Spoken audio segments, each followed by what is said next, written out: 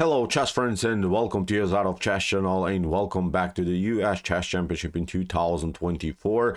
We're now already in the round 6 of this amazing chess event, and from this round I've sorted out now a beautiful game between the leader Fabiano Caruana against Grigori Oparin in a beautiful Italian opening. This game actually shows that endgames are tough, that also bishop is supposed to be better, of course, in a potential endgame where the position has pawns on both sides. So really instructive game, I would say, with cool methods in the Italian opening, but also with really spectacular endgame ideas played by these two top grandmasters. So let's dive now into the game with the white pieces. Fabi opened with the move e4. Oparin's response was e5. Knight to f3, knight to c6, bishop to c4, knight to f6. The two knights defend against the Italian game. We have now the move d3, one of bishop's variation. Now after move h6, we have now also a very interesting sideline here by Fabi with the move a3, bishop to c5, knight to c3, normal development. Here Oparin creates, of course, breathing space for the bishop. If of course b4 happens, then the bishop could retreat and would be active here still on this diagonal. So Fabi continues again with a very interesting style line, competing against this unpleasant bishop on c5, and you can take, of course, it's not a mistake or something, you could take, of course, here from black perspective, but then in some lines white would simply prepare the d4 breakthrough, would simply get maybe a beautiful space advantage in the center of the board, but nothing dramatic, I think, also in this sideline here for black. After move bishop to e3, Oparin tried a very interesting sideline himself. He played now the move d6. He fixed now simply his bishop on c5. We have now bishop takes c5, d takes c5, and you see now, okay, black has now a double pawn structure, but I really liked so far black's approach in this game. Black has now great control of the d4 square and has, I think, also beautiful bishop's activity. So far, I would say a pretty equalish game now for both sides. Castling here by Fabi, and now queen to d6.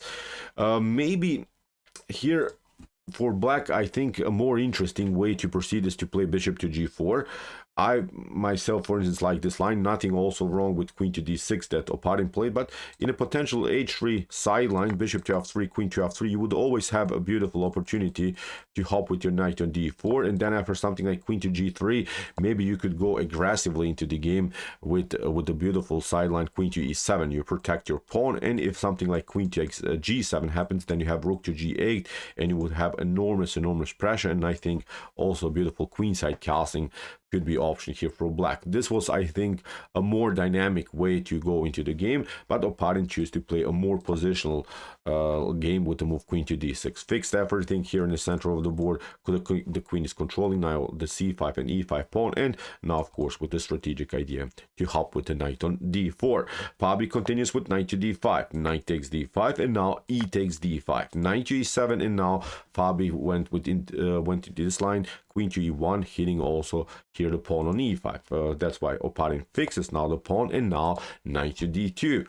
Very interesting stuff already, because there is no huge tension here on the e file. The black's king is not secured so far, so if you try something like knight to d5, then f4 would be very dangerous here. White would have the initiative, although lost a pawn. Look at this. I would not love to play this game from black's perspective anymore. Bishop to e6. Now we takes. Look at this, queen to f2, knight to e4 is always an option. Rook to e1. So you would have, I think, a beautiful activity here. So that's why after move knight to d2, Oparin kept it calm and played first of all the move bishop to f5. We have now knight to e4, bishop takes e4, and now d takes e4. And suddenly here Caruana improves his pawn structure, but the issue about this pawn structure is that actually these pawns are standing in the way of your own bishop. So it's not like white is having here the optimal piece, but you see how Fabi will try to improve now this piece with a beautiful maneuver, with beautiful counterplay here on the queen side. Here Oparin castles. Here white should be maybe slightly better because of the potential d6 move.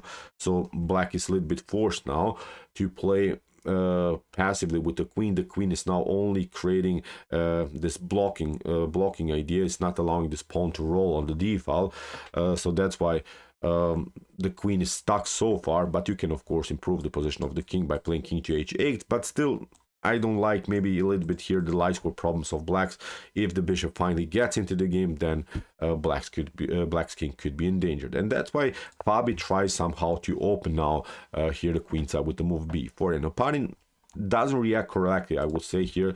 He plays now the move b6, which is not the optimal way here to proceed. A better choice is to play b5 immediately, aggressively against this potentially, I would say, powerful bishop on c4, because after b takes c5 and queen to c5, now you have to step back, and now you get out of this mess, but you keep your healthy structure here. Maybe then afterwards you can try c6, then after something like, I don't know, knight to c6, knight to d4 could be an option, and black should be pretty solid here. But b6 is a problem because Fabi took, of course, and you don't want to take, of course, b takes c5, creating again yourself a messed up pawn structure. You have to now take with the queen, but now Fabi found an interesting idea with here queen to b4, with the threat, of course, to play this aggressive idea d6 and then maybe capturing the piece. So here queen to d6. That's why Oparin again has to play passively with the queen. He creates again this blockade. It's not allowing here this pawn to move. But now after queen to d6, c takes d6, Fabi found a beautiful idea with rook to b1, and now suddenly the b file is open. Suddenly the position gets more and more open, which is of course a good position then for the player that has still the bishop on the board. We have now knight to c8. You see black has to play now passive moves in order to protect now both of these weaknesses on b6 and on d6.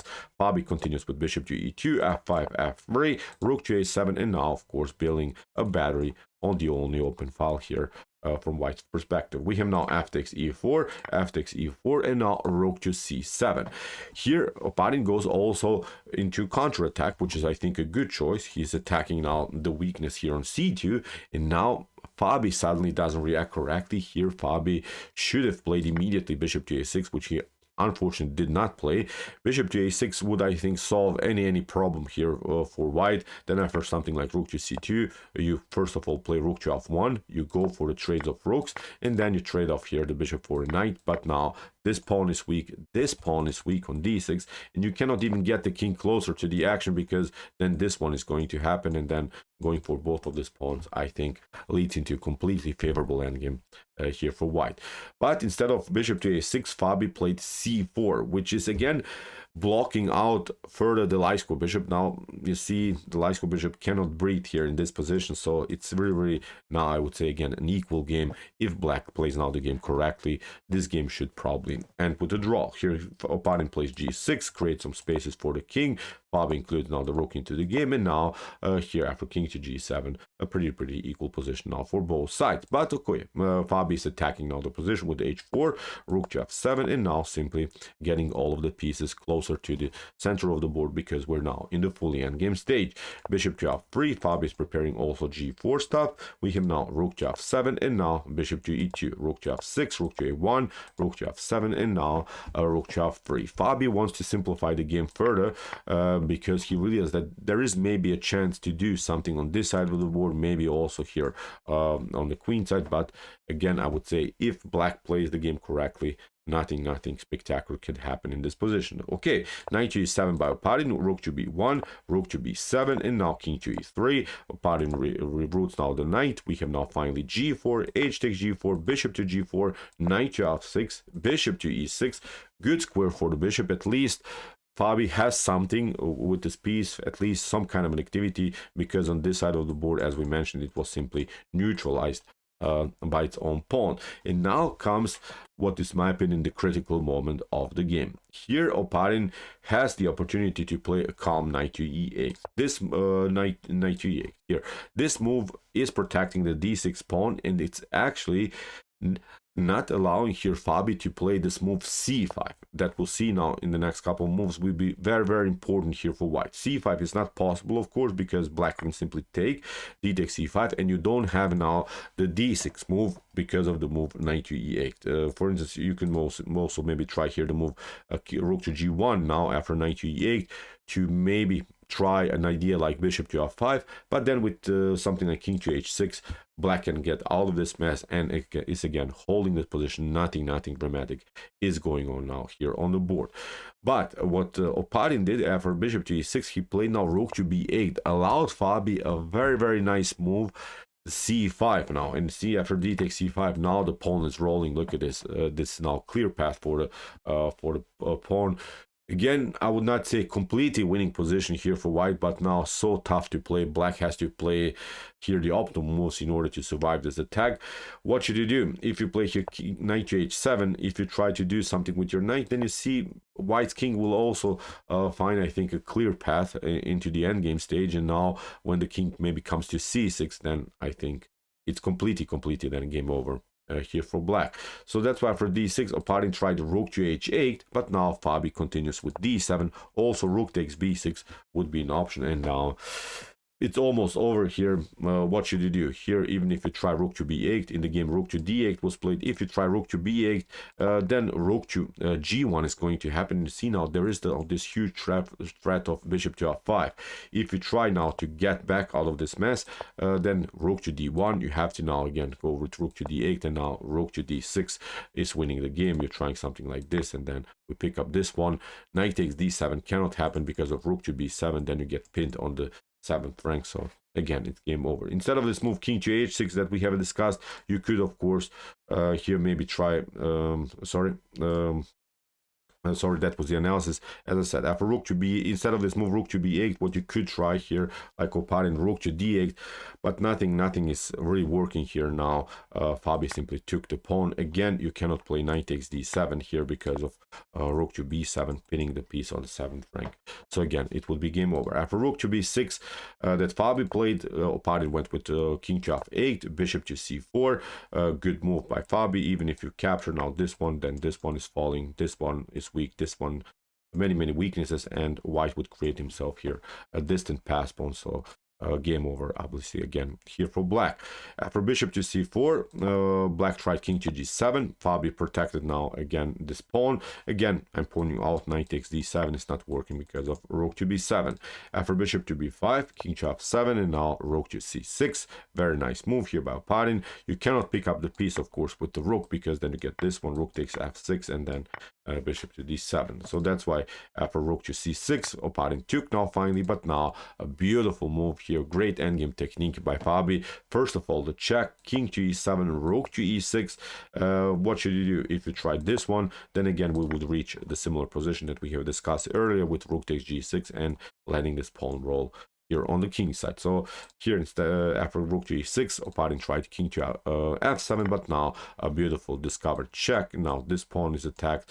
Again, you have to react. King to f8, rook to e6. The problem is now the knight doesn't have good squares. You cannot go here, you cannot go there. If you play knight to b8, then we'll simply attack the knight further. We can also grab again this pawn. So too many options again here for white. So here after rook to e6, rook to b8 was played, but now Fabi simply attacked the piece. Oparin had to defend this now. Fabi took now finally the pawn on g6, and after knight to e5 and rook to g5 in this particular position, black resigned. So the problem is, of course, you will eventually lose now also the c5 pawn. You don't have any good squares to protect it. Both of the squares are covered. So you see how the bishop in this types of position is much better than the knight. The position is simply stretched all over the board, and the knight has, of course, a tough time to cover everything. So great game by Fabi. Really interesting stuff. Let's see now the current standings of this tournament. So you see Fabi is now in the lead, has now 4 points out of the first 5 games that he played. The problem about this tournament, we don't have a paired number of players that is competing here. So that's why one player is always skipping one round. So you see Fabi has already skipped a round. So with already played 1 game less, Fabi has now great result, 3 wins and 2 draws out of the first 5 rounds. Incredible performance, and now Fabi has settled himself on this rating list as the 2nd best chess player in the world. He's now 25 points behind Magnus Carlsen. Who knows, if he continues to play like this, we can maybe expect also maybe a change in the number 1 in the rating list, because we know that Magnus Carlsen is not playing so often this classical time format event. So congratulations to Fabi for this win. Incredible, beautiful, I would say, bishop versus knight endgame. Very instructive one. How to control the opponent's knight with your bishop all over the board, including then also some other pieces into the game. Fabi found this beautiful C5 breakthrough and is now the deserved winner of the round 6 of the US Chess Championship in 2024. Okay, if you want to see some other beautiful games here on my YouTube chess channel, check out our commented chess games and also our commented chess games played by computers, where we analyze some beautiful AI games. And if you like this content, hit the subscribe button. See you soon with some more videos, and what do we say in the end? Chess is the best, of course.